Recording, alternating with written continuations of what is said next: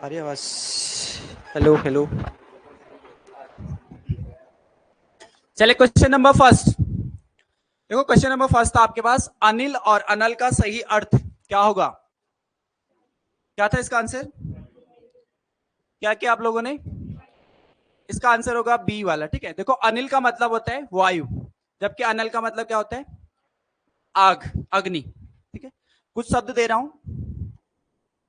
वारी, बारी, अग, ये अघ। बताओ इनका अर्थ क्या होता है? लिखो फटाफट से। वारी क्या होता है? वारी प्रायवाची भी आपने पढ़ा होगा। वारी, वारी देखो वारी का मतलब होता है पानी, जल। और बारी का मतलब होता है घर। अग का मतलब, इसका मतलब सूर्य भी होता है और अचल भी होता है। ठीक है, अचल। अघ का मतलब, इसका मतलब होता है पाप। अघ का मतलब पाप। ठीक है, तो याद रखना है, वारी पानी, बारी घर, अग सूर्य या अचल, अघ का मतलब होता है पाप। आप कल नहीं आए थे? अभी अगल बगल में देख लो, फिर पेपर इतने ही बढ़ने होते, बाद में ले लेना। ठीक है, चलो तो इस फर्स्ट का आंसर था बी। ठीक है, जिसके पास ओएमआर है ओएमआर भी टिक करते रहना, चेक। क्वेश्चन नंबर सेकंड, अंतरराष्ट्रीय मातृभाषा दिवस कब मनाया जाता है? अंतरराष्ट्रीय मातृभाषा दिवस 21 फरवरी, ऑप्शन सी। सेकंड का आंसर था सी। अच्छा बताओ, 8 मार्च को कौन सा दिवस मनाया जाता है? बहुत ही इंपॉर्टेंट है। कौन सा महिला दिवस? राष्ट्रीय महिला दिवस या अंतरराष्ट्रीय महिला दिवस? अंतरराष्ट्रीय महिला दिवस। ठीक है, यहां पे लिखेंगे अंतरराष्ट्रीय महिला दिवस। अंतरराष्ट्रीय महिला दिवस मनाया जाता है 8 मार्च को। ठीक है, और राष्ट्रीय महिला दिवस बताओ? राष्ट्रीय महिला दिवस, देखो राष्ट्रीय महिला दिवस आएगा आपके पास तो आंसर होगा 13 फरवरी। 13 फेब को मनाया जाता है। ठीक है, सरोजिनी नायडू के जन्म दिवस पर राष्ट्रीय महिला दिवस मनाया जाता है हर साल। ठीक है, अच्छा ये बताइए मुझे, एक आपके पास आता है हिंदी दिवस। हिंदी दिवस यानी कि राष्ट्रीय हिंदी दिवस, राष्ट्रीय हिंदी दिवस। और एक आता है आपके पास अंतरराष्ट्रीय हिंदी दिवस।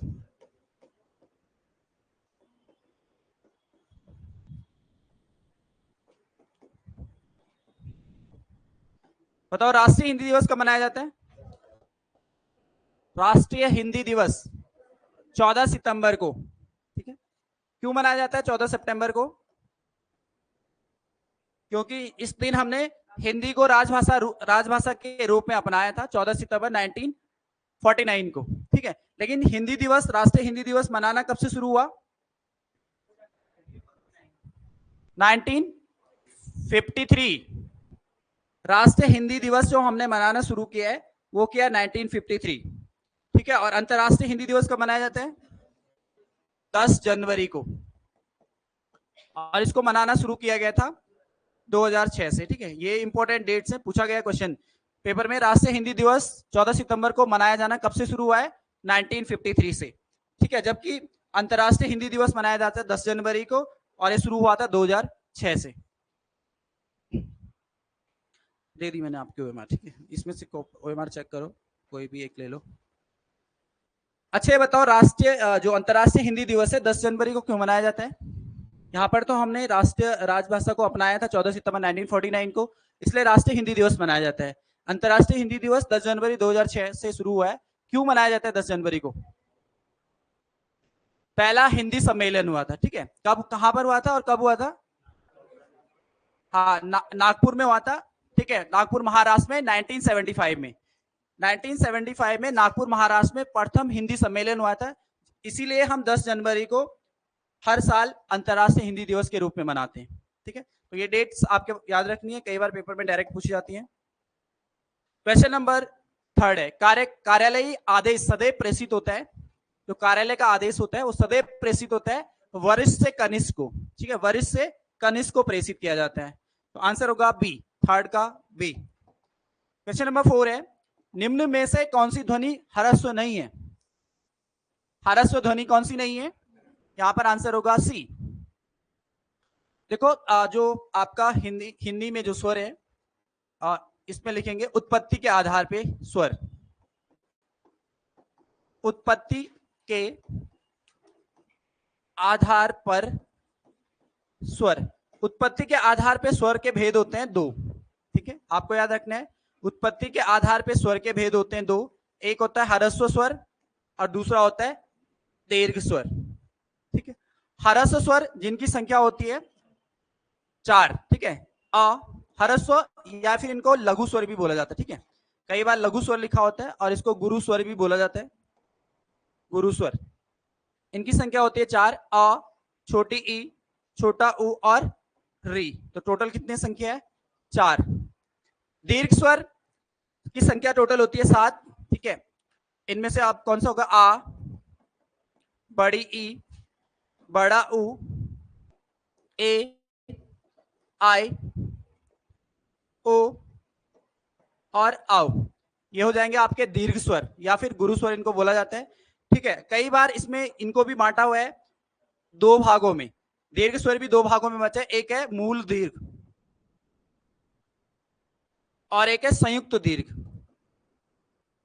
याद रखना है, बेसिक है। आपको क्वेश्चन बनता है कि निम्न में से कौन सा मूल दीर्घ स्वर है? मूल दीर्घ स्वर कौन कौन से हैं? तो यहां पर आ जाएगा आपका आ, बड़ा ई और बड़ा उ। इनकी संख्या है 3, ठीक है। और अगर संयुक्त स्वर आपके पास आ जाएंगे तो संयुक्त स्वर कौन कौन से होते हैं? ए, आई, ओ और आओ, ये संयुक्त स्वर है, क्योंकि ये संयुक्त मतलब दो स्वरों के मेल से बने हुए हैं, ठीक है। जैसे ए वाला है, ये आपका अ प्लस ई से मिलके बना है ए, ठीक है। आई किससे बना है? अ प्लस ए से मिलके आई का निर्माण हुआ है। ओ का निर्माण अ प्लस उ से हुआ है और आओ का निर्माण अ प्लस ओ से हुआ है, आओ, ठीक है। इसलिए इनको संयुक्त दीर्घ स्वर बोला जाता है, क्योंकि इनका निर्माण किससे हुआ है?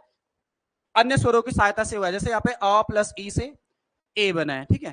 तो ये भी आपको याद रखना है। उत्पत्ति के आधार पर स्वर के भेद होते हैं दो, ठीक है, लघु स्वर या ह्रस्व स्वर या दीर्घ स्वर या गुरु स्वर।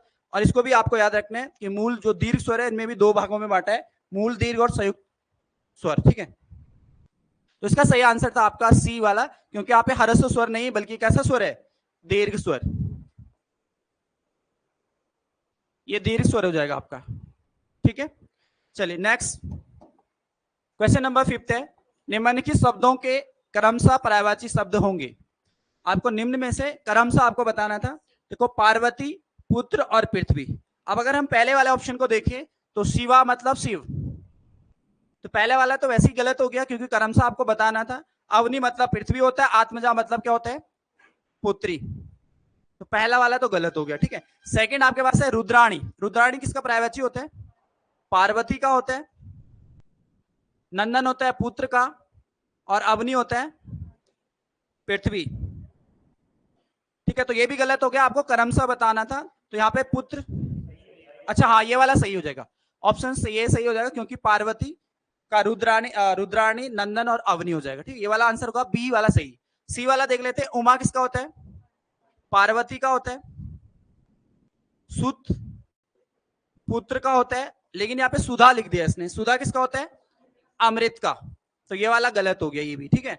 और थर्ड वाला आपको यहाँ पे सुमन दिया है, सुमन किसका होता है? पुष्प का होता है, तो ये भी गलत हो जाएगा आपका, ठीक है। तो सही आंसर क्या था? ऑप्शन बी वाला। क्रमशः आपको आंसर बताना था, तो आंसर बी वाला सही होगा।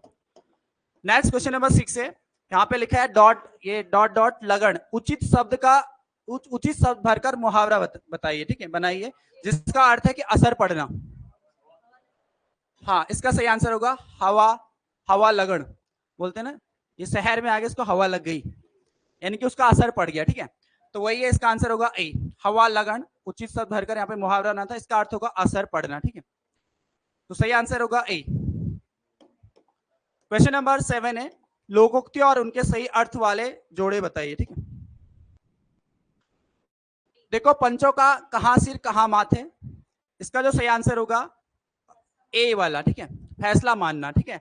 हमारी बिल्ली हमें म्याऊं, इसका जो सही आंसर होगा फोर्थ, असहाय करने पर सहायता करने वाले पर ही रौब जमाना, मतलब, ठीक है।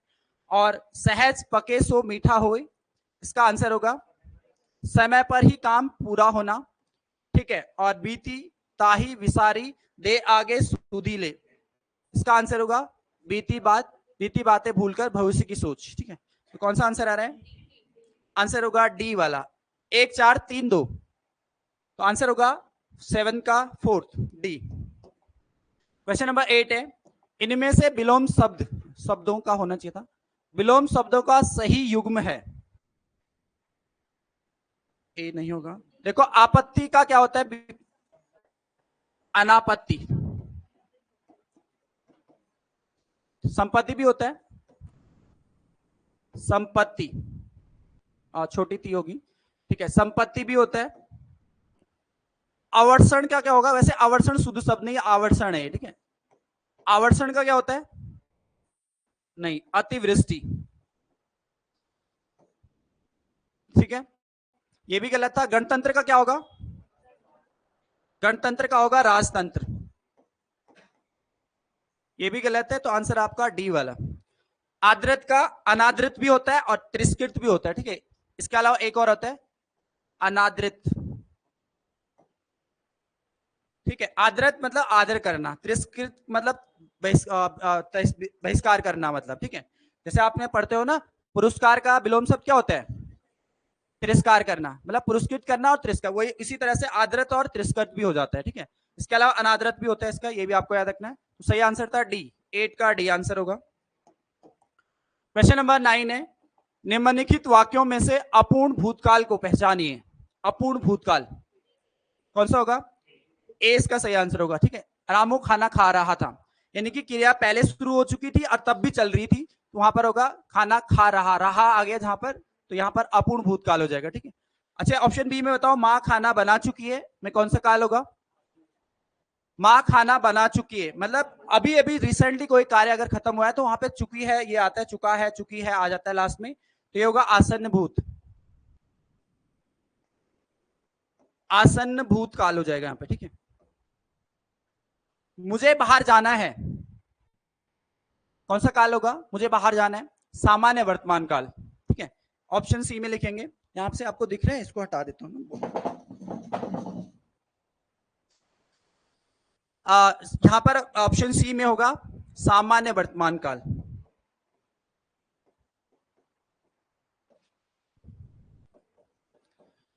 ठीक है। हम घूमने जाएंगे, सामान्य भविष्य काल, ठीक है। यहां पर भी सामान्य भविष्य काल हो जाएगा, जाएंगे मतलब भविष्य काल, ठीक है। गे आगे ना लास्ट में, जाएंगे तो भविष्य काल की बात हो रही है, तो आंसर इसका 9 का आंसर था ए। क्वेश्चन नंबर 10 है, भूधर्व का संधि है, भूधर्व का संधि क्या होगा? आंसर होगा इसमें डी, भूधन उधर्व। तो यहां पर आपको लग रहा है ऊ प्लस छोटा ऊ मिलके किसका निर्माण हुआ है? बड़ा ऊ का निर्माण हुआ है, तो कौन सी संधि? यहां पर दीर्घ संधि, यहां पर रूल था दीर्घ संधि का, आंसर होगा डी। नेक्स्ट क्वेश्चन नंबर 11 है, रात को अचानक वर्षा होने लगी में क्रिया विशेषण का कौन सा भेद है? कौन सा है? रीतिवाचक, नहीं काल नहीं होगा, रीतिवाचक होगा। यहाँ पे वर्षा की बात बता रहा है कि वर्षा होने लगी, तो आपको याद रखना है रीतिवाचक में हमेशा क्वेश्चन करना होता है कैसे से। अगर आपको कैसे का आंसर मिल जाए, ठीक है, जैसे यहाँ पे था रात को अचानक वर्षा होने लगी, कैसे होने लगी? अचानक से होने लगी, तो कैसे का आंसर जहां पे आपको मिल जाए वहां पे रीतिवाचक क्रिया विशेषण होता है हमेशा, तो आंसर यहाँ पे होगा ऑप्शन ए। जैसे मैंने बोला हवा कल कल कर बहती है, कैसी बहती है? कल कल करती हुई बहती है, वो उसकी रीति है, वो कैसी बह रही है? कल कल करती हुई बह रही है, ठीक है। इसी तरह से यहाँ पे था अचानक वर्षा हुई, उसकी रीति थी, वो कैसे हुआ? अचानक से वर्षा हुई, तो कैसे का आंसर आपको मिलना चाहिए, तो वहां पर रीतिवाचक क्रिया विशेषण होता है, ठीक है। परिमाणवाचक में हम किससे क्वेश्चन करते हैं? कितना, ठीक है। यहाँ पे मात्रा का बोध होता है, ठीक है। कोई भी परिमाण दिया होगा, मात्रा का बोध होता है, जैसे लीटर हो गया, जैसे मैंने बोला मोहन 2 लीटर दूध पीता है, कितना दूध पीता है? 2 लीटर, तो यहाँ पे परिमाणवाचक क्रिया विशेषण हो जाएगा, ठीक है। कालवाचक क्रिया विशेषण में कब से क्वेश्चन करना होता है? कब का आंसर अगर आपको मिल जाए तो वहां पे कालवाचक क्रिया विशेषण हो जाएगा, और स्थानवाचक में कहां से क्वेश्चन करेंगे, तो कहां का आंसर आपको मिल जाएगा, तो आंसर होगा स्थानवाचक क्रिया विशेषण। ठीक है, इसका सही आंसर था ए। क्वेश्चन नंबर 12 है, विशेषण किसकी विशेषता बतलाते हैं? संज्ञा और सर्वनाम। ठीक है, आपने पढ़ा है ना, विशेषण शब्द क्या होते हैं? संज्ञा और सर्वनाम की विशेषता बतलाने वाले शब्द विशेषण कहलाते हैं। ठीक है, तो आंसर होगा बी वाला। नेक्स्ट देखते हैं क्वेश्चन नंबर 13 है, इनमें से निजवाचक सर्वनाम का प्रयोग किस वाक्य में हुआ है? निजवाचक सर्वनाम, देखो आपने सर्वनाम पढ़े होंगे, सर्वनाम के भेद कितने होते हैं? सर्वनाम के 6 भेद होते हैं। ठीक है, उनमें से एक निजवाचक सर्वनाम होता है, तो इसमें कौन से, इसमें लग रहा है आपको कि निजवाचक सर्वनाम होगा? बी वाले में होगा। ठीक है, यह समस्या मैं आप ही हल कर लूंगा, आप ही मतलब अपनत्व का बोध, जहां पे अपने आप के लिए बात हो रही हो वहां पर निजवाचक सर्वनाम होता है, तो यहाँ पर अपना अपने आप ही कर लूंगा, तो यहाँ पर होगा। ठीक है, बाकी देखो आज अपनापन कहाँ है, ये तो इसमें तो है ही नहीं, अपनापन तो ये बात कर रहा है किसी चीज की, यहाँ पे अपने आप से कोई कार्य नहीं कर रहा है। ठीक है, तो यहाँ पर नहीं होगा, यहाँ मेरी निजी पुस्तक है, ये भी नहीं होगा। ठीक है, अपनों से क्या छिपाना, ये भी नहीं होगा। बस आपको यहाँ पर ध्यान रखना है, जो अपने बारे में बात कर रहा हूँ वहां पे कोई कार्य कर्म कर रहा हो तो वहां पर होता है यह समस्या मैं आप ही हल कर लूंगा, यहाँ पे होगा निजवाचक निजीवाचक सर्वनाम। ठीक है, क्वेश्चन नंबर 14, निम्नलिखित विकल्पों में से किस विकल्प में सभी शब्द व्यक्तिवाचक संज्ञाएं हैं? देखो व्यक्तिवाचक संज्ञा मतलब होता है कि जो दुनिया में संसार में केवल एक ही है, एक ही का नाम हो सकता है। ठीक है, तो उसको व्यक्तिवाचक संज्ञा बोल सकते हैं। तो यहाँ पर आंसर होगा सी, राम, रामचरितमानस और गंगा। ठीक है, गंगा केवल एक ही है, एक ही का नाम है, राम, रामचरितमानस केवल एक ही है। ठीक है, अब देखो लखनऊ यहाँ पर ये भी व्यक्तिवाचक हो जाएगा, लखनऊ कैसे है? व्यक्तिवाचक। आम बताओ, आम कैसे है? आम जाति का बोध कराता है तो जातिवाचक हो जाएगा। बुढ़ापा, बुढ़ापा का भाव तो भाववाचक हो जाएगा। ठीक है, ममता भाववाचक हो जाएगा। वकील जाति का बोध कराता है, वकीलों की जाति होती है, पुस्तक भी जाति का बोध कराती है। ठीक है, कृष्ण व्यक्तिवाचक हो जाएगा। ठीक है, कामायनी ये भी व्यक्तिवाचक हो जाएगा।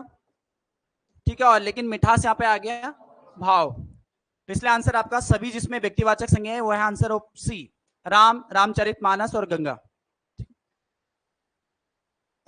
क्वेश्चन नंबर 15 को देखते हैं, निम्नलिखित शब्दों में से तद्भव शब्द को पहचानिए। इसमें तद्भव शब्द आपको बताना है, कौन सा होगा? बच्चा, बच्चा तद्भव शब्द है, इसका तत्सम रूप होता है वत्स। ठीक है, देखो नासिक तत्सम शब्द है, इसका अगर तद्भव की बात करें तो कहा जाएगा नाक। लक्ष्मी का लक्ष्मी ये लिखा होता है। ठीक है, ग्रीष्म का गर्मी, ग्रीष्म का गर्मी हो जाएगा। ठीक है, नेक्स्ट क्वेश्चन नंबर 16 है, निम्न में वर्तनी की दृष्टि से अशुद्ध शब्द है। वर्तनी की दृष्टि से कौन सा यहाँ पर अशुद्ध है? आंसर होगा डी। क्या मिस्टेक है यहाँ पे? प्रामाणिक होता है। ठीक है, प्रामाणिक। आपको याद रखना है जहां पर भी इक पढ़ते लगा होता है ना लास्ट में, वहां पर हमेशा ए अ का आ हो जाता है। ठीक है, यहाँ पे प्रा हो जाएगा। इस तरह के शब्द आपको बहुत देखने को मिलते हैं। तो प्रामाणिक होता है, प्रामाणिक नहीं, प्रामाणिक नहीं होता, प्रामाणिक होता है। ठीक है, इक पढ़ते जहां पे लगा होता है लास्ट में, वहां पे हमेशा जो पहला वाला शब्द होता है उसमें आ की डंडी लग जाती है, आ की मात्रा लग जाती है। क्वेश्चन नंबर 17 है, अलंकार के संदर्भ में कौन सा कथन गलत है? देखो पहला है उपमा में सादृश्य, उपमा में सादृश्य की प्रधानता होती है।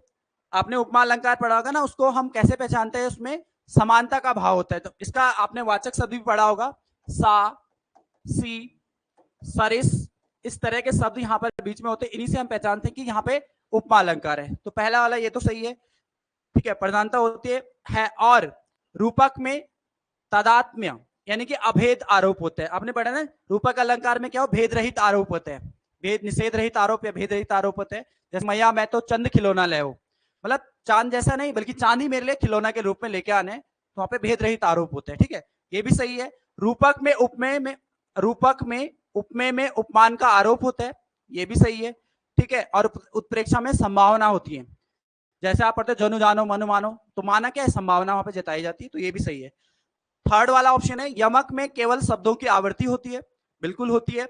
यमक अलंकार में जैसे मैंने बोला कनक कनकते 100 गुने, शब्दों की आवृत्ति होती है, तो ये वाला भी सही है। ठीक है, और आगे है लाटा अनुप्रास में शब्द और अर्थ दोनों की आवृत्ति होती है, तो ये भी सही है। तो आंसर होगा आपका डी, उपरोक्त सभी सही है इसमें। ठीक है, जो सी बोल रहे थे उनको इसमें डाउट हुआ होगा ना। आपको याद रखना यमक में केवल शब्दों की आवृत्ति होती है, अर्थ की आवृत्ति नहीं होती, अर्थ अलग अलग होता है, आवृत्ति मतलब दोबारा से वही अर्थ। ठीक है, यहां पर यमक में केवल शब्दों, जैसे मैंने बोला कनक कनक, मैंने बोला कनक कनक, तो यहां पर क्या होता है, पहले वाले कनक का अर्थ अलग है और दूसरे वाले कनक का अर्थ अलग है। एक का अर्थ सोना है और एक का अर्थ धतूरा या गेहूं है। ठीक है, तो वहां पर अलग अलग, तो केवल शब्दों की आवृत्ति होती है, अर्थ की आवृत्ति नहीं होती है। ठीक है, नेक्स्ट क्वेश्चन नंबर 18 है, निम्नलिखित में उस समूह को चिन्हित करें जिसमें पुल्लिंग से स्त्रीलिंग परिवर्तन सही रूप में किया गया है। आपको कभी बताना, कभी का स्त्रीलिंग क्या होता है, कवित्री होता है। तो ऑप्शन ए में भी है, बी में भी है, लेकिन सी में गलत लिखा हुआ है, यहाँ पे भी। सम्राट का क्या होता है, साम्राज्ञी होता है। नेता का नेत्री और विदुर का विधवा, तो आंसर होगा बी, ऑप्शन 20 का सही आंसर हो जाएगा क्वेश्चन नंबर 18 का। क्वेश्चन नंबर 19, सूची फर्स्ट को सेकंड के साथ सम्मिलित करना था। देखो यहाँ पे कम खाने वाला के लिए एक शब्द जो आता है वो आता है मिताहारी, मिताहारी कम खाने वाला। कम खर्च करने वाले के लिए एक शब्द आता है मितव्ययी। ठीक है, मयूर के समान आंखों वाली मयूराक्षी हो जाएगा, और मछली के समान आंखों वाली मीनाक्षी, मीन मतलब मछली, अक्षी मतलब आंख। ठीक है, तो इसका सही आंसर क्या हो रहा है, फर्स्ट का 4, सेकंड का 3, ए आंसर हो जाएगा। ठीक है, 19 का ए। क्वेश्चन नंबर 20, यदि पूर्व पत्र के संदर्भ को दोबारा उद्धृत करते हुए पुनः उसी सूचना को दोहराया जाता है तो यह सही विकल्प, इसके लिए सही विकल्प आएगा, क्या आएगा, अनुस्मारक भेजा जाता है। ठीक है, अनुस्मारक मतलब होता है रिमाइंडर। जैसे आपने कोई भी लेटर किसी विभाग को भेजा है, या किसी भी कर्मचारी, कहीं भी आपने किसी विभाग को लेटर भेजा है और उसका जवाब आपको तुरंत नहीं मिला या काफी समय तक आपको जवाब नहीं मिला, तो आप क्या बोलते हैं, रिमाइंडर के रूप में एक अनुस्मारक दोबारा से भेजते हैं। ठीक है, इसको रिमाइंडर भी बोला जाता है, अनुस्मारक। और इसकी भाषा, जो भाषा शैली होती है वो कैसी होती है, भाषा शैली कठोर होती है, कठोर अपेक्षाकृत कठोर होती है, क्योंकि आप ऐसे शब्दों का प्रयोग करेंगे, थोड़ा कठोर शब्दों का प्रयोग करेंगे, क्योंकि आपने पहले पत्र भेजा है, उसका आपको जवाब नहीं मिला है, तो अगले वाले पत्र जो आप भेजेंगे थोड़ा भाषा शैली कठोर हो जाएगी। आप लिखेंगे कि हमने आपको इतने समय पहले एक पत्र भेजा था जिसका अभी तक हमें जवाब नहीं मिला, कारण क्या था, तो थोड़ा शब्द कैसे हो जाएंगे, कठोर हो जाएंगे, तो भाषा शैली कठोर हो जाती है। ठीक है, नेक्स्ट 21 पे आ जाओ। निम्नलिखित में से किस इतिहासकार ने शाहजहां के शासनकाल को मुगल काल का स्वर्ण युग कहा है, मुगल काल का स्वर्ण युग किसने कहा है, इसका सही आंसर होगा A.L. श्रीवास्तव ने, A.L. श्रीवास्तव ने कहा था। ठीक है, आपने ऑप्शन ए में भी कुछ सुना होगा, यहाँ पे भी कई बार क्वेश्चन आता है आपके पास। ठीक है, देखो जैसे आपके पास ऑप्शंस आते हैं ना, आपने कोई चीज पढ़ी हुई रहती तो आपके माइंड में एकदम से क्लिक होता है, यार A. Smith, V.A. स्मिथ ने भी तो कुछ बोला होगा, या किसी के बारे में कुछ कथन दिया था, इसने क्या दिया था, एकदम से माइंड में आता है। तो उसको देखा करो आप लोग, उससे क्या होगा, आपका माइंड खुलेगा और आपको याद आएगा कि हाँ इससे भी कुछ था, तो क्या था वो आपस में डिस्कशन करके भी आप कर सकते हो, यार इसने क्या बोला था, कुछ तो था इसमें, तो वो चीज आपको ध्यान में, जैसे आपके पास ऑप्शन आते हैं आपको तुरंत माइंड में क्लिक होना है कि क्या बोला था। तो इसने क्या बोला था, इसमें लिखो समुद्रगुप्त को भारत का नेपोलियन किसने कहा था। ठीक है, तो समुद्रगुप्त को भारत का नेपोलियन कहा था B.A. स्मिथ ने, समुद्रगुप्त को भारत का नेपोलियन कहा था V.A. स्मिथ ने। कई बार पेपर में पूछा गया है क्वेश्चन कि समुद्रगुप्त को भारत का नेपोलियन किसने कहा था, V.A. स्मिथ ने। ठीक है, V.A. स्मिथ ने। नेक्स्ट देखते हैं क्वेश्चन नंबर 22, भारत में सिलिकॉन वैली स्थित है, भारत में सिलिकॉन वैली कहां पर स्थित है, आंसर होगा बेंगलुरु में। ठीक है, अच्छा अगर मैं वैसे ही पूछूं आपको सिलिकॉन वैली कहां पर है, भारत को छोड़ो, कहां पर है, कैलिफोर्निया में। सिलिकॉन वैली जो प्रसिद्ध है वो कैलिफोर्निया में है, क्योंकि यहाँ पे सिलिका का भंडार है, यानी कि सिलिका के बहुत सारे भंडार यहाँ पे है, और जो सिलिका जो हमारा प्रयोग किया जाता है इलेक्ट्रॉनिक डिवाइस को बनाने में मुख्य रूप से इसका प्रयोग किया जाता है। ठीक है, तो इसलिए भारत में भी इसी तरह की वैली है बेंगलोर में। ठीक है, सिलिकॉन वैली अगर आपके पास आएगा तो कैलिफोर्निया में, अमेरिका में। ठीक है, जिसका सिलिका का जो प्रयोग किया, आपने आईसी चिप पढ़ा ना, आईसी चिप, आईसी चिप में किसका प्रयोग किया जाता है, सिलिका का। मैक्सिमम जो इलेक्ट्रॉनिक डिवाइसेस होती है उनमें सिलिका का प्रयोग किया जाता है, तो इसीलिए फेमस है। ठीक है, अच्छा ये बताओ शांत घाटी कहां पर है, केरल में। ठीक है, साइलेंट वैली लिखा होता है ना, साइलेंट वैली या फिर शांत घाटी, याद रखना केरल में है, ठीक है। नेक्स्ट क्वेश्चन नंबर 23, 1857 की स्वतंत्रता संग्राम से संबंधित पहली घटना, 1857 के स्वतंत्रता संग्राम से संबंधित पहली घटना कौन सी हुई थी? इसका सही आंसर होगा डी, सैनिकों का दिल्ली के लाल किले पर पहुंचना। देखो सबसे पहली जो घटना हुई थी 11 मई 1857 को, ये कब पहुंचे थे? 11 मई 1857 को दिल्ली के लाल किले पे बहुत सारे सैनिक मेरठ से पहुंच गए थे, ठीक है। बाद में इन्होंने बहादुर शाह सेकंड की मदद मांगी थी और कहा था कि हमें नेतृत्व दे, ठीक है। तो सबसे पहली घटना यही थी कि 11 मई 1857 को सैनिकों का दिल्ली के लाल किले पर पहुंचना, 1857 की क्रांति में सबसे पहली घटना यही हुई थी, ठीक है। उसके बाद 5 जून 1857 को कानपुर से नाना साहब ने भी नेतृत्व किया था। इसकी सेकंड बात जो घटना हुई थी कानपुर में नाना साहब ने विद्रोह शुरू किया था, ठीक है, 5 जून 1857 को। नेक्स्ट क्वेश्चन नंबर 24 है, सूची सेकंड को सूची फर्स्ट को सूची सेकंड से मिलाना था। अब देखो इसमें डलहौजी दिया है और डलहौजी ने क्या किया था? हाँ, व्यापगत सिद्धांत को अपनाया था, ठीक है, डॉक्ट्रिन ऑफ लैप, हड़प नीति को अपनाया था, ठीक है। और ये इसने अपनाया था 1848 से लेकर 1856 तक। सबसे पहला राज्य कौन सा हड़पा था? सतारा। आपको याद रखना है सबसे पहले जो राज्य हड़पा था सतारा को हड़पा था, ये आपको याद रखना है इस नीति के तहत, डॉक्ट्रिन ऑफ लैप के तहत। और अंतिम कौन था? अवध। अवध को कुशासन के आरोप लगाकर अपने राज्य में मिला दिया था, ठीक है। अंतिम अवध था, पहला सतारा। विलियम बेंटिक ने क्या किया था? सती प्रथा का अंत किया था। और कब किया था? 1829 में। सती प्रथा का जो निषेध या फिर सती प्रथा में प्रतिबंध जो लगाया था विलियम बेंटिक ने लगाया था 1829 में, ठीक है। लॉर्ड रिपन, स्वायत्तता शासन, स्थानीय स्वशासन का जनक कहा जाता है लॉर्ड रिपन को। इन्होंने 1882 में स्थानीय स्वशासन की शुरुआत करी थी, 1882, ठीक है, 1882 में। लॉर्ड कर्जन, बंगाल विभाजन आपने पढ़ा है 1905 में, इसी के समय हुआ था। तो 1905 में लॉर्ड कर्जन ने बंगाल विभाजन की घोषणा करी थी, ठीक। तो इसका सही आंसर क्या आया है? ए। 24 का आंसर होगा ए। क्वेश्चन नंबर 25 है, निम्नलिखित कथनों में से कौन सा या से कथन बीडी सावरकर के बारे में सही है? पहला है कि इन्होंने अभिनव भारत नामक क्रांतिकारी संगठन की स्थापना की थी। बिल्कुल करी थी। कब करी थी? 1904 में। 1904 में इन्होंने एक संस्था का गठन किया था अभिनव भारत, ठीक है। सेकंड है, भारतीय राष्ट्रवादियों को प्रेरित करने के उद्देश्य से इन्होंने जैमिनी की जीवनी लिखी थी, मैजिनी की जीवनी लिखी थी। ये भी सही है, 1906 में लिखी थी इन्होंने, 1906। क्वेश्चन नंबर ऑप्शन थर्ड है, इन्होंने भारत का स्वतंत्रता संग्राम 1857 नामक पुस्तक लिखी जो 1857 के विद्रोह का एक राष्ट्रवादी दृष्टिकोण प्रदान करती है।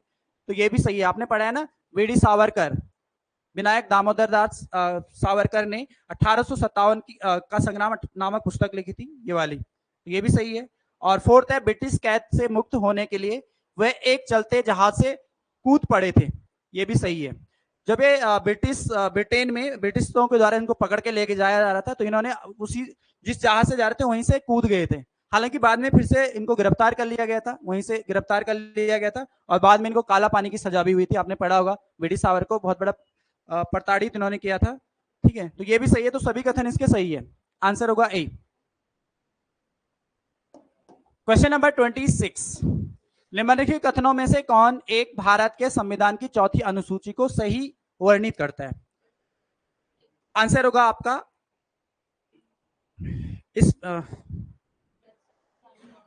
हाँ, आंसर होगा इसमें राज्यसभा में स्थानों का आवंटन है, ठीक है। आपने पढ़ा है ना सूचियां, आपको सारी सूचियां याद रखना है। देखो पहली में क्या है, जल्दी जल्दी से आप याद करेंगे, संघ और राज्य क्षेत्र। मूल संविधान में कितनी अनुसूचियां थी? 8 थी, ये आपको याद रखना है। मूल संविधान में 8 थी। 9वीं अनुसूची पहले संविधान संशोधन के तहत जोड़ी गई थी 1951 में, भूमि सुधार से संबंधित था, ठीक है। तो याद रखना है, संविधान मूल संविधान में 8 थी। सेकंड अनुसूची में क्या है? पदाधिकारियों के वेतन भत्ते, जितने भी सर्वोच्च पदाधिकारी हैं भारत के, राष्ट्रपति, प्रधानमंत्री, उपराष्ट्रपति, राज्यपाल नहीं, राज्यपाल नहीं इसमें, ठीक है, मतलब भारत के जो सर्वोच्च पदाधिकारी है उनके वेतन भत्ते, वेतन भत्ते, पदाधिकारियों को वेतन भत्ते, ठीक है। और 3 में क्या है, शपथ, जितने भी अधिकारी इनके शपथ किस में है, 3 में। 4 में आपको दे रखा है यहाँ पर, इसमें राज्यसभा के स्थानों का आवंटन है। 5 और 6 इनमें ज्यादा कंफ्यूजन होता है। 5 और 6 में क्या है, हाँ इसमें है त्रिपुरा, मिजोरम, असम, मेघालय को छोड़कर अन्य सभी राज्यों का जनजातीय प्रशासन। ये इसलिए देखो क्वेश्चन इसमें ऐसा बनता है, देखो मैं बताता हूं, यहाँ पे कई बार क्वेश्चन बनता है, यहाँ पे आप क्या याद रखना है, असम लिख लो इसको, मिजोरम, मेघालय और त्रिपुरा को छोड़कर अन्य राज्यों का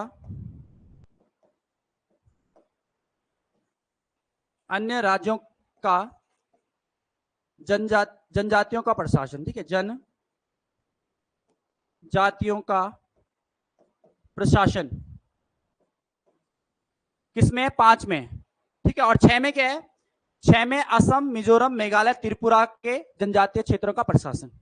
यहां पर ये छोड़कर इसलिए लिखता है क्योंकि क्वेश्चन को जानबूझ के ऐसे बनाते हैं, या ऐसे भी लिख सकते हैं भारतीय राज्यों के जनजातीय क्षेत्रों का प्रशासन, या फिर इसको याद रखना है, असम, मिजोरम, मेघालय, त्रिपुरा को छोड़कर अन्य राज्यों का जनजातियों का प्रशासन किसमें, 5 में। जबकि असम, मिजोरम, मेघालय, त्रिपुरा के जनजातियों का प्रशासन किसमें, 6 में है, ठीक है। और 7 में क्या है, केंद्र राज्य संबंध, यानी कि समवर्ती सूचियां जो है वो किसमें है, 7 में है। केंद्र राज्य संबंध आपका आएगा तो 7 में। 8 में क्या है, 8 में है भाषाएं, 22 जो भाषाएं हमारी उनके बारे में बताया गया 8 में। 9 में क्या है, भूमि सुधार। तो सबसे पहले जो संविधान संशोधन हुआ था, पहले 8 थी, 9वां इसको जोड़ा गया था 1951 में। पहला संविधान संशोधन जो हुआ था भूमि सुधार से संबंधित था, 9वीं अनुसूची जोड़ी गई थी, ठीक है। 10 में क्या है, दल बदल, 10 में दल बदल। 11 में क्या है, पंचायत।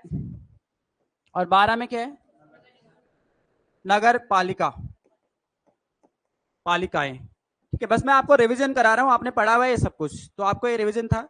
बाकी टोटल हमारे उस संविधान में कितनी अनुसूचियां हैं, 12।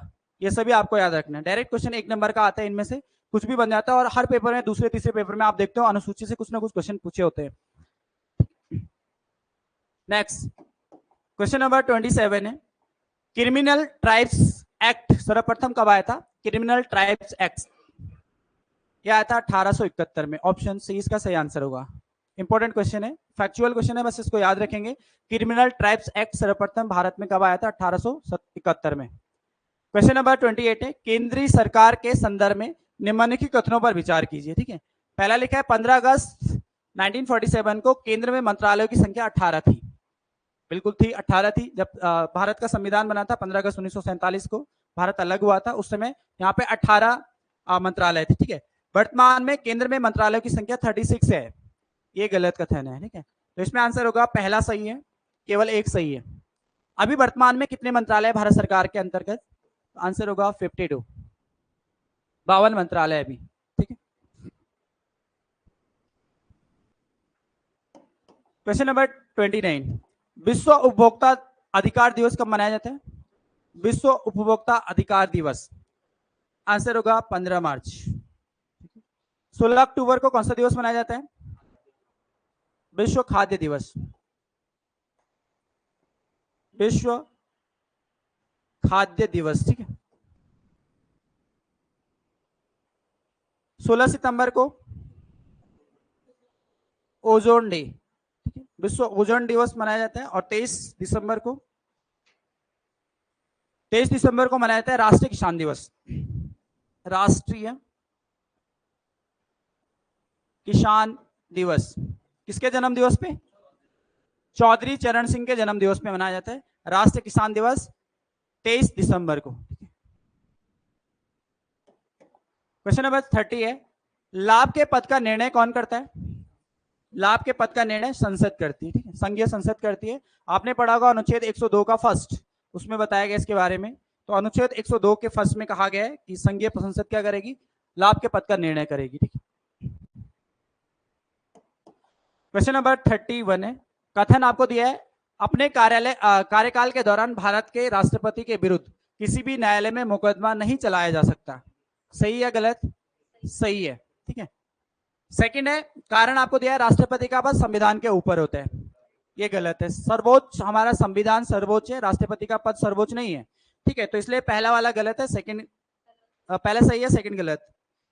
इसका सी आंसर होगा। कथन सही है परंतु कारण इसका गलत बताया गया है, ठीक है। आंसर होगा सी।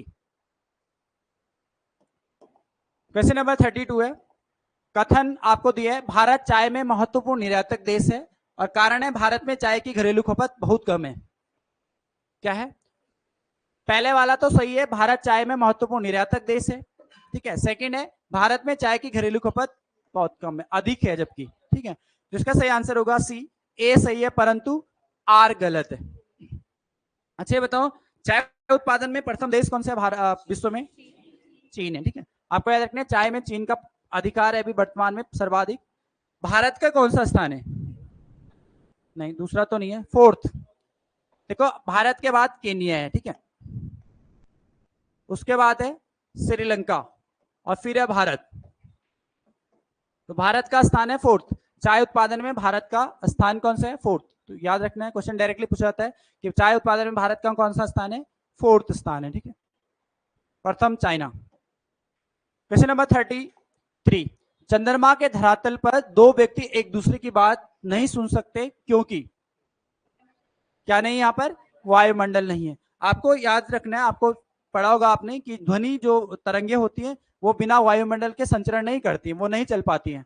तो वहां पे वायुमंडल का होना बहुत जरूरी है, ठीक है। तो इसलिए चंद्रमा पर वायुमंडल नहीं है, इसलिए वहां पे ध्वनि तरंगे या एक दूसरे की बात हम नहीं सुन सकते हैं, ठीक है। अच्छा ये बताओ, चंद्रमा पर अगर हम जाते हैं तो हमारे वेट में क्या प्रभाव पड़ेगा? कम हो जाता है, ठीक है, 1/6 हो जाता है, 1/6। अगर हम चंद्रमा, जब सपोज हमारा वेट 60 केजी है और हम चंद्रमा पे जाते हैं तो कितना हो जाएगा? 10 केजी हो जाएगा। तो यानी कि पृथ्वी के वेट का 1/6 हो जाता है वहां पे, ठीक है। पृथ्वी पे जो वेट होगा उसका 1/6 चंद्रमा पे हो जाता है, तो याद रखना है। क्वेश्चन नंबर 34 है, निम्नलिखित में से कौन सा भारत में भूमि सुधार का हिस्सा नहीं है? भूमि सुधार का हिस्सा इसमें आंसर होगा डी। बाकी सभी था जमींदारी प्रथा उन्मूलन था, ठीक है, भूमि जोतों की अधिकता सीमा का निर्धारण था, काश्तकारी सुधार भी था। काश्तकारी सुधार हमने लास्ट क्लास में पढ़ा था। ये काश्तकारी जो अधिनियम आया था, कब आया था? सबसे पहले बंगाल में लाया गया था 1822 में। किसके द्वारा? लॉर्ड हास्टिंग के द्वारा। लॉर्ड हेस्टिंग्स, लॉर्ड हेस्टिंग्स लेके आए थे काश्तकारी अधिनियम, टेंसी एक्ट भी इसको बोला जाता है, ठीक है। तो याद रखना ये भी सही है, बस ये वाला गलत था, बहुफसलीय योजना। अच्छा ये बताओ, राष्ट्रीय फसल बीमा योजना कब की है? राष्ट्रीय फसल बीमा योजना 1999, ठीक है। राष्ट्रीय फसल बीमा योजना 1999 की है, ठीक है। कई बुकों में 2000 भी दे रखा है, तो 99 2000 आपको इसको याद रखना है, ठीक है। बाद में इसी का नाम परिवर्तित किया गया था प्रधानमंत्री फसल बीमा योजना। तो प्रधानमंत्री फसल बीमा योजना भी पेपर में पूछी गई थी। ये कब हुआ? 2016 में। क्वेश्चन बना था कि प्रधानमंत्री फसल बीमा योजना की शुरुआत कब हुई? 2016 में। उससे पहले राष्ट्रीय फसल बीमा योजना थी जिसकी शुरुआत हुई थी 1999 2000 में, ठीक है।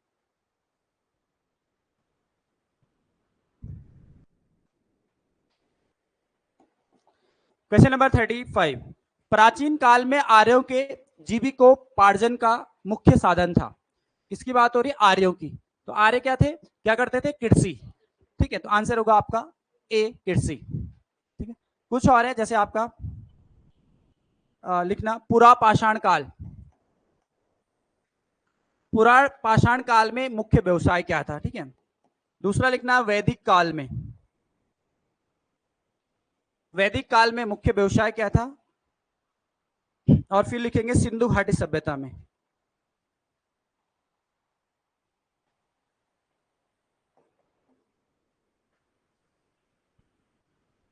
सिंधु घाटी सभ्यता का मुख्य व्यवसाय क्या था? बताओ। ये एक जगह पे नहीं मिलेंगे आपको, अलग अलग बुकों में मिलेंगे, ठीक है। तो जो एक चीज में एक जगह पे लिखाई जाती है उसको नोट भी करना है आप लोगों को, ठीक है। डायरेक्ट क्वेश्चन आता है यहाँ पे 1 नंबर का। आर्यों का याद रखना है कृषि, पुरा पाषाण काल में शिकार, इनका मुख्य व्यवसाय था शिकार करना। वैदिक काल में व्यापार, आपने पढ़ते हो ना ऋग्वेदिक काल में, वैदिक काल में क्या होता है, जिनके पास सर्वाधिक पशु होते थे वो सबसे धनी माना जाता था। तो उनका जो मुख्य व्यवसाय क्या था, व्यापार था, ठीक है। और सिंधु घाटी सभ्यता में, वैदिक काल में व्यापार हो जाएगा। पशुपालन,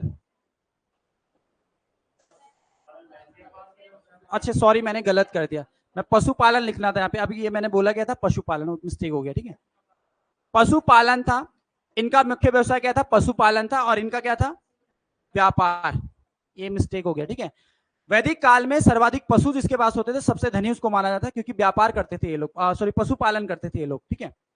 और सिंधु घाटी सभ्यता में व्यापार। तो लिख लेना एक जगह पे, डायरेक्ट क्वेश्चन यहां से पूछे जाते हैं। 36, 65 वर्ष पुराने योजना आयोग को नया रूप तथा नाम देते हुए national institute for transforming India, यानी कि नीति आयोग, इसकी फुल फॉर्म है national institute for transforming India, ठीक है, आयोग का गठन किया गया, जिसका उद्देश्य था ग्राम स्तर पर योजना बनाने के लिए तंत्र को विकसित करना। तो ये भी सही है, पहला वाला सही है। सेकंड है राष्ट्रीय सुरक्षा के हितों तथा आर्थिक नीति में तालमेल करना, ये भी सही है। तो आंसर होगा आपका सी वाला। नीति आयोग जिसका गठन कब किया गया था, 1 जनवरी 2015। उससे पहले योजना आयोग था, इसका गठन किया गया था 1 जनवरी 2015 को, ठीक है। तो आंसर इसके दोनों सही हैं। 37, दक्षिणी गोलार्ध में सबसे बड़ा दिन कब होता है, 22 दिसंबर। और उत्तरी गोलार्ध में, उत्तरी गोलार्ध में आंसर होगा 21 जून। एक और क्वेश्चन यहां से इस तरह से बन जाता है आपका, आपने पढ़ा होगा 21 मार्च और 23 सितंबर, क्या होता है इस दिन, उत्तरी गोलार्ध में दिन रात का बराबर होते हैं, उत्तरी गोलार्ध में दिन रात बराबर, ठीक है, दिन रात बराबर होते हैं 21 मार्च को, ठीक है। और दक्षिणी गोलार्ध में दिन रात का बराबर होते हैं, दक्षिणी गोलार्ध में दिन रात बराबर,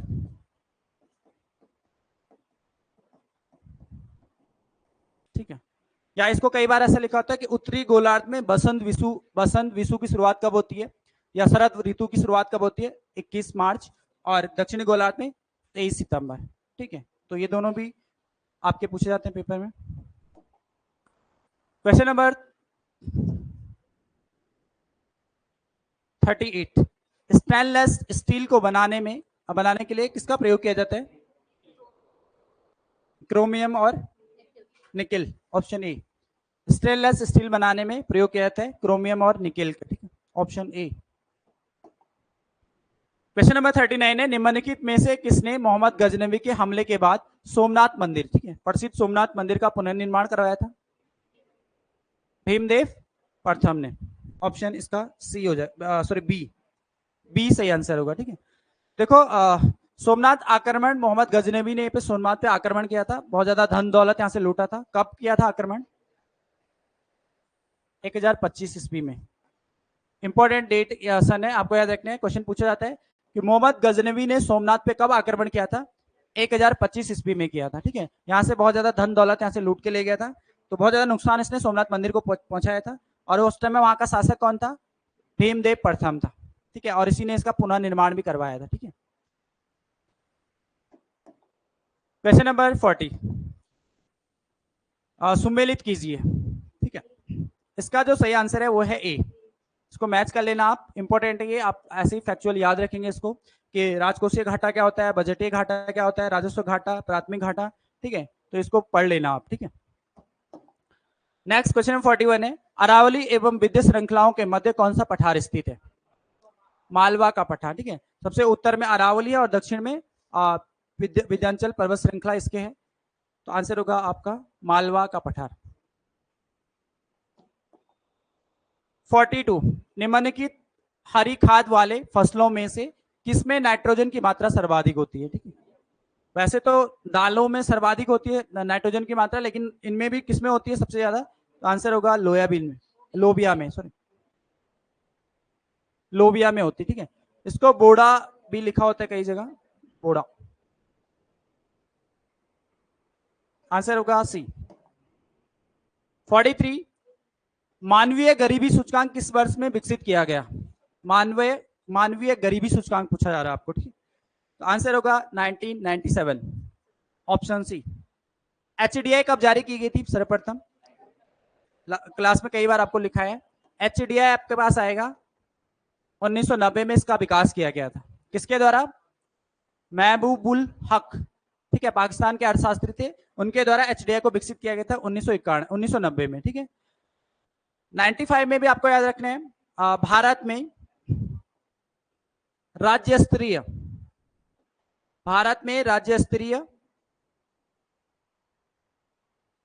एचडीआई जारी की गई थी सर्वप्रथम, किसके द्वारा? मध्य प्रदेश द्वारा। मध्य प्रदेश ने सबसे पहले एचडीआई जारी किया था भारत में। ठीक है, तो राज्य स्तरीय सबसे पहले ह्यूमन डेवलपमेंट इंडेक्स को जारी किया था मध्य प्रदेश ने। ठीक है, और 2002 में याद रखना है भारत के द्वारा, संपूर्ण भारत में एचडीआई जारी, भारत में एचडीआई जारी किया गया था वर्ष 2002 में। ठीक है, क्वेश्चन पूछा गया था कि भारत ने संपूर्ण भारत में मानव विकास रिपोर्ट को कब जारी किया गया था? 2002 में, लेकिन उससे भी पहले मध्य प्रदेश ने राज्य स्तरीय एचडीआई को जारी किया था 1995 में। ठीक है, क्वेश्चन नंबर 44 है, प्रादीपीय भारत में सबसे लंबी नदी कौन सी है? इसका आंसर होगा गोदावरी। ठीक है, इसकी जो लंबाई है वो है 1465 किलोमीटर। क्वेश्चन नंबर 45 है, असम कुल मिलाकर कितने राज्यों से या केंद्र शासित क्षेत्रों से घिरा हुआ है? आंसर होगा 7, option B. Question number 46, computer monitor के डिस्प्ले का आकार मापा जाता है डायगोनली। ठीक है, तिरछा होता है ना, ऐसे तिरछे में मापा जाता है डायगोनली। ठीक, 47 वह भाषा जिसमें कंप्यूटर बिना लैंग्वेज ट्रांसलेटर प्रोग्राम के समझता है, लैंग्वेज ट्रांसलेटर प्रोग्राम के समझता है, कहलाती है मशीनी लैंग्वेज को कहा जाता है। ठीक है, मशीनी भाषा हमेशा 0 और 1 के फॉर्म में होती है, बाइनरी डिजिट में होता है। ठीक है, 0 और 1 के फॉर्म में। क्वेश्चन नंबर 48 है, निम्नलिखित में से कौन सा एक नेटवर्क टोपोलॉजी नहीं है? पीर टू पीर ये नहीं है, बाकी सभी है। आपने रिंग टोपोलॉजी पढ़ा होगा, बस टोपोलॉजी, स्टार टोपोलॉजी, सब क्या है? नेटवर्क टोपोलॉजी है, बस सिर्फ एक ए नहीं है, पीर टू पीर। ठीक है, 49 है, किस राज्य में बौद्ध त्योहार दावा मनाया गया? आंसर होगा सिक्किम में, ऑप्शन बी। 50 क्वेश्चन देखते हैं। 50 है, हाल ही में किस अंतरिक्ष एजेंसी ने पृथ्वी के ध्रुवीय क्षेत्र का अध्ययन करने के लिए प्री फायर मिशन लॉन्च किया है? तो ये क्या है? नासा ने, ऑप्शन ए, नासा के द्वारा। ठीक, चलो रीजनिंग पे आ जाओ। 51 इसका आंसर क्या है? इसका तो आगे होगा डी ने, आगे था सबका, बस कोड ही तो लिखना था इसमें, डी आंसर था। ठीक है, रीजनिंग में 1-2 क्वेश्चन है जो समझने वाले हैं, वो आपको समझने पड़े। एक स्थान पर कुछ गाय तथा बतखें हैं जिनके सिरों की कुल संख्या कितनी थी? 70 है, और उनके पैरों की कुल संख्या 180 है। तो यहां पर बतखों की संख्या गायों की संख्या से कितनी अधिक है, यह आपको बताना था। तो कितनी अधिक थी? 30 इसका आंसर आया होगा, 30। जिसका नहीं आया देख लो, फटाफट से बता रहा हूं। देखो, जब भी आपके पास इस तरह का क्वेश्चन होता है तो आपको दिया है सिरों की संख्या, टोटल सिर कितने हैं? टोटल सिरों की संख्या है 70।